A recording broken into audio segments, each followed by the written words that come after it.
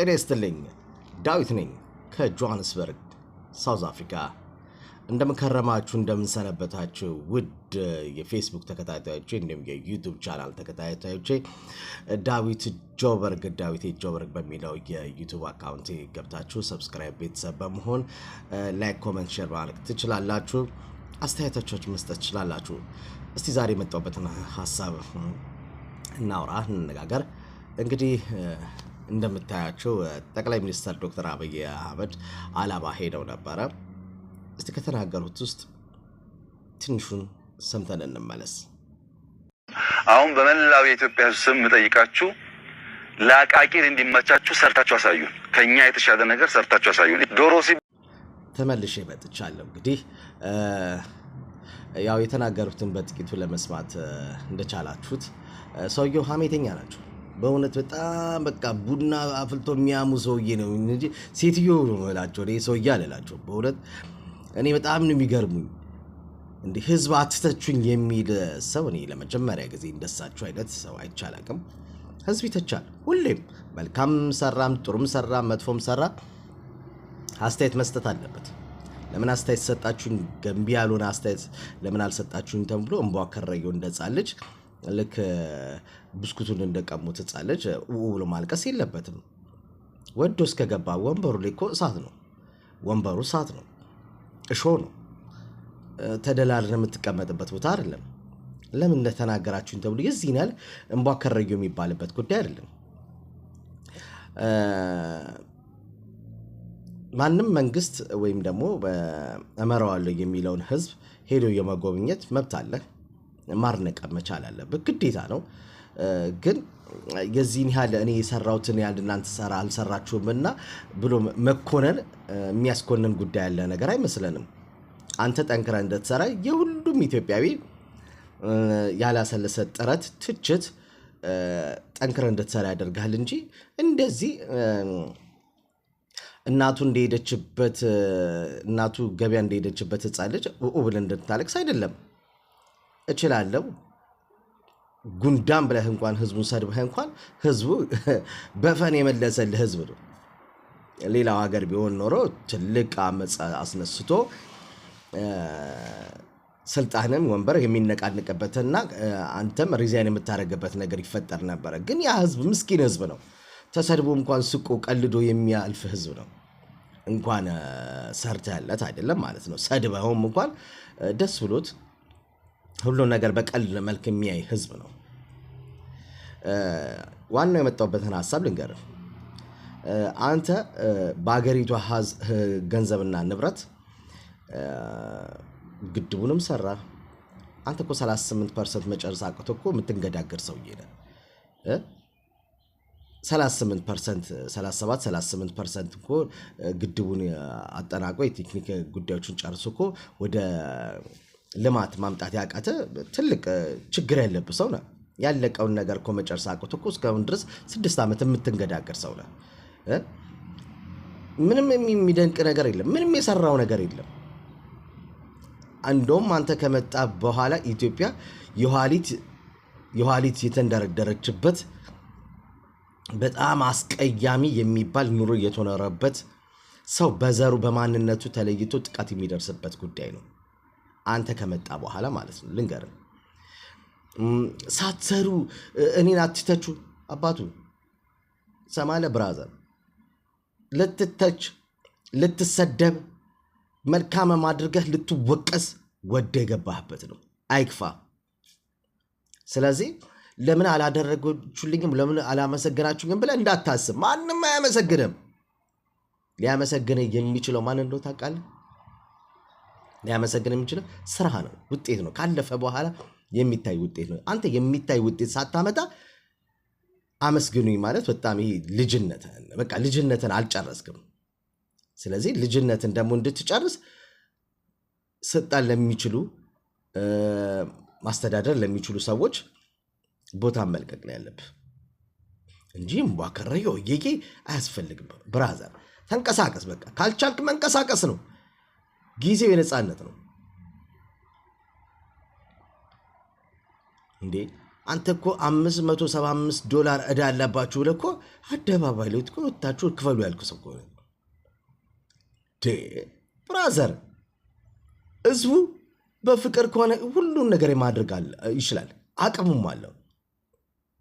አንተ ሁል ጊዜ በብልጠትና በክፋት የተሞላ ስለሆንክ አይሳካልህም፣ አታደርገውም። ምንም ነገር አይሳካልህም። እውነቴን ነው አይሳካልኝም እዛም ሲሉ ምናምን ብለህ እንዳዘምር አይሆንልህም። እንዲህም ተቀጥቅጠ እንዲህም ደግሞ ተስተካክለም ውጤት ባመጣ አይ ደስ ነው የሚለኝ። እኛ አንተን ቀጥቅጠን አስተካክለ አንተ ሰው በሆንክና ሀገሪቷ ወደ ተሻለ ነገር በሄደች ደስ ነው የሚለን። እንዴ ኢትዮጵያ እኮ ያለችው እኮ በስደተኛው ነው፣ በሚላከው ገንዘብ ነው ያለችው እንጂ እኮ ኤክስፖርት አድርጋ ባመጣችው ገንዘብ አይደለም። እንነጋገር እውነቱን። የኢትዮጵያ ንግድ ባንክ እኮ ማለት ነው በየጊዜው የዶላር በቂ ሀብት አለኝ፣ በቂ የውጭ ምንዛሪ አለኝ፣ ባለሀብቶች ከኛ መውሰድ ትችላላችሁ እያለ እኮ አሁንም ብላክ ማርኬትን እኮ የሚያሳድደው ባለሀብቱ እኮ ውድ እኮ አይደለም። አንተ ዛሬ የምትሰጠው 135 ብር እቃውን ሲያመጣ ደግሞ 145 ብር ይሆናል። ስለዚህ እቃው ይወረስበታል።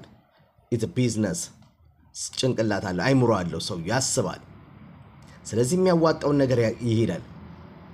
አንተ እንኳን የኢኮኖሚክስ አማካሪዎችን እንኳን አትሰማም። የማህበራዊ ጥናት ባለሙያዎችንም አትሰማም። ዶክተሮቹን እንኳን ችግራቸውን ለመፍታት እንኳን ቁጭ ብለህ አላወራም። ለዲስኩር ሲሆን ግን አርቲስቶችን ሰብስበህ ታወራለህ። ለቧልት ሲሆን ማለት ነው ሰዎችን ሰብስበህ ታወራለህ። ለማይረባ ነገር ጊዜን ታጠፋለህ። ሀገር የምትቆመው የጤና ዘርፉ ካልተስተካከለ ሀገር እንደ ሀገር ትወድማለች። ብራዘር በጣም ሰማ። እንዲህ ከምትነቃቸው መልካም ነገር ታገኛለህ።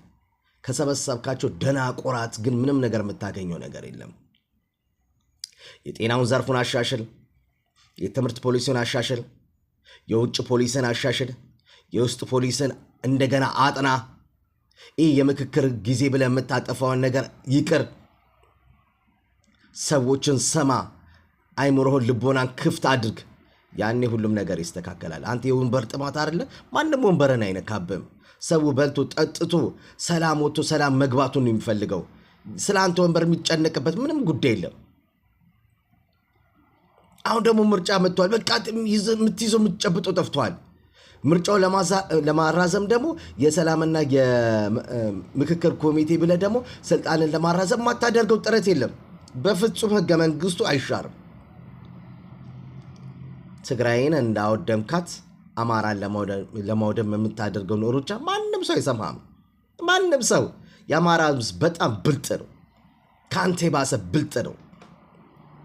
በኢትዮጵያዊነቱ የማይደራደር ኦሮሞ ወንድሙን፣ ትግሬ ወንድሙን፣ የደቡብ ልጅ ወንድሞቹ ብሎ የሚያስብ ነው። ይጋጫሉ ብለህ እንዳታስብ። ከዚህ በኋላ ማንም በአንተ የውሸት ፕሮፓጋንዳ ማንም ይታለል የለም። ማንም ተጋግዘን ስንኖር ከፍ ወዳለ ደረጃ እንደርሳለን። ከፍ ወዳለ ደረጃ እንደርሳለን።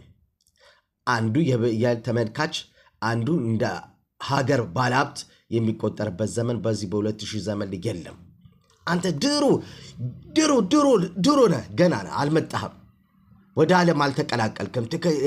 ቴክኖሎጂ በቃ የሆነ ነገር ሐሳብ አለህ እንጂ ቪዥን አለህ እንጂ ምንም መሬት ላይ ጠብ የሚል ነገር የለም። አባቱ ተረጋጋ፣ በጣም ተረጋጋ። ነርቨስ ሆናል። የምትይዘው የምትጨብጠው ነው ያጣው። አገሪቷ በዕዳ ነፍሷ ጠፍቷል። ማንም ሊያግዛት አይችልም። ትራምፕ ራሱ 25% ነው ታሪፍ ይጫነባት። ቡና ሸጣ፣ ወርቅ ሰታ። አንተ እኮ ከገላ ባለ ሀብቶች እኮ የተበደርክ እኮ ወደ 13.5 ቢሊዮን ዶላር አለብህ ከሳውዝ አፍሪካ ባለ ሀብቶች እኮ ሁሉ ሳይቀር ማለት ነው። አንተ እኮ በጣም የምትገርም ሰው እኮ ነህ። ብትችል ሳውዝ አፍሪካ ያለው ባለሀብት ኢትዮጵያ አይበልጥም። ይህንን አድርጉልኝና ይህንን እናደርግ ብትል ለሀገራችን ብትል ማንም ሰው ያደርግልሃል። ግን አንተ ቀሽም ነህ አባው። መጥተህ ሳውዝ አፍሪካ ላይ ምን ያህል የሰውን ወረቀት እንዳበላሸ ብታቅ ኖሮ አንተ ድንዙዝ ማይም ህይወታችንን ዲዘረብልን ያረክብን እማትረባ ሰው። ሂዶ ወደ ሀገራችሁ ተብለን እስክንገፋ አንተ በመጣበት ሰዓት ማለት ነው። ይህ ወረቀታቸው ያልተስተካከለላቸው ልጆች ነፍ ናቸው። በአንተ ምክንያት በውሸት ፕሮፓጋንዳ፣ በውሸት ንግግር የስንቱ ወረቀት ተበላሸ። አንደኛው እኔ ነኝ። ከስንት ጊዜ ልፋትና ድካም በኋላ የተስተካከለልኝ።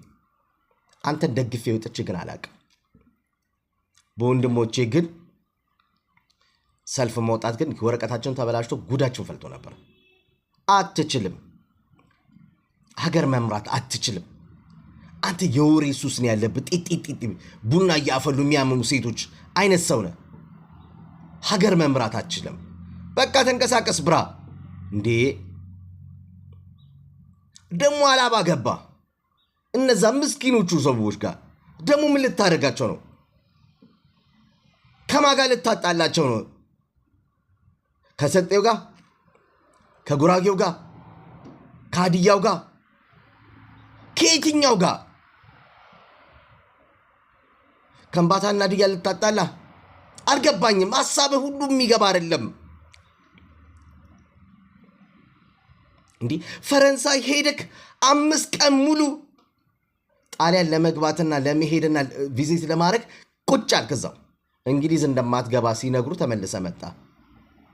ለደህንነት ዋስትና የለንም ስትባል ማለት ነው። ብራዘር በመጀመሪያ የውስጥ ፖሊሲን አስተካክል። ህዝብህን እንዴት በልቶ አድሮ ጠግቦ እንደሚያድር አስብ ቁጭ ብለ። ይሄ ዕቃቃ ጨዋታ አይደለም። ሀገር መምራት ዕቃቃ ጨዋታነት አይደለም። ኃላፊነት ነው፣ ትልቅ ኃላፊነት። እናት አባቶቻችን በደምና ባጥንታቸው ከስክሰው ለዚህ ያብቁት እንዳንተ አይነት ውርጋጥ እንጨፍርበት አይደለም። በዳ እንድትታማ አይደለም።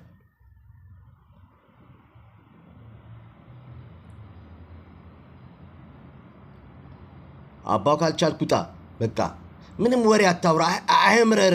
ህዝብ ተናገረኝ፣ አክቲቪስቶች እንደዚህ አወሩ፣ በሚዲያ ተናገሩኝ ብለህ አትማረር።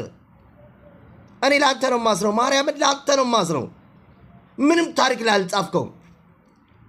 ከኃይለ ማርያም ደሳለኝ በኋላ አብይ አህመድ የሚባል መጥቶ ነበረ።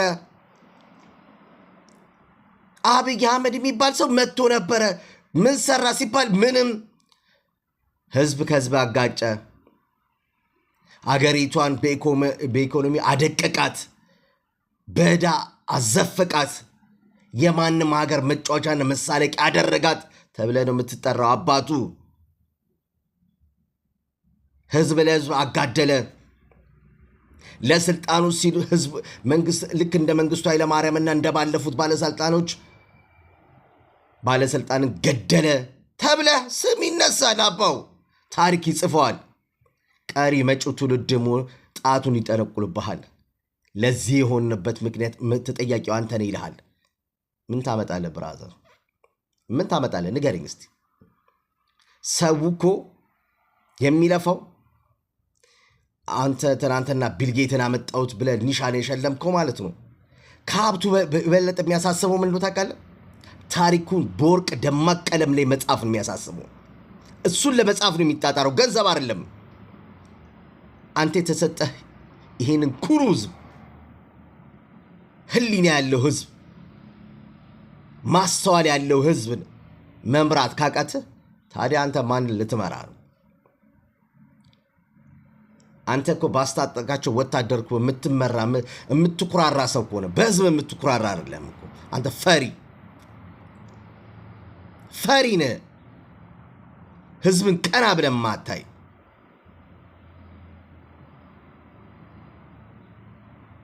እስቲ አንዱን አሳክተ እስቲ ግድቡን ጨረሰ። ህዝቡ የሚበላው ነገር አይጣና ከዛ አንተ ተወቀስ። ግዴን ለመኛ እንሰደብ። እንደዚህ ብለው ነበር በል ችግር የለውም። ፈሪ ሰው ዱላ ያበዛል አባው። ፈሪ ሰው ዱላ ያበዛል። ጀግና ሰው ባይኑ ይናገራል። ባይኑ ነው የሚያወራው። ድርጊቱ ዱላ ነው። ፈሪ ሰው ግን ዱላው ቁጣው መግደል ነው። ደግሞ መግደል መሸነፍ ነው እንዳልኩ ሁሉ ተሸንፈሃል። ከወጣ ጀምሮ ተሸንፈሃል። ሽንፈትን የተከናነብክ አስቀያሚ ሰው ብትኖር አንተ ነህ።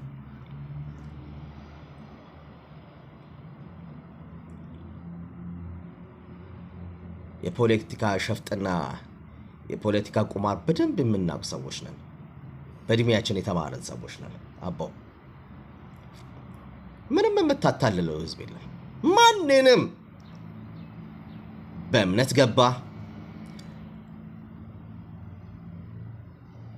በተለያዩ ጉዳዮች ገባ አምቦ ጫርቀ ከመውጣት በስተቀር ምንም ያደረከው ነገር የለም።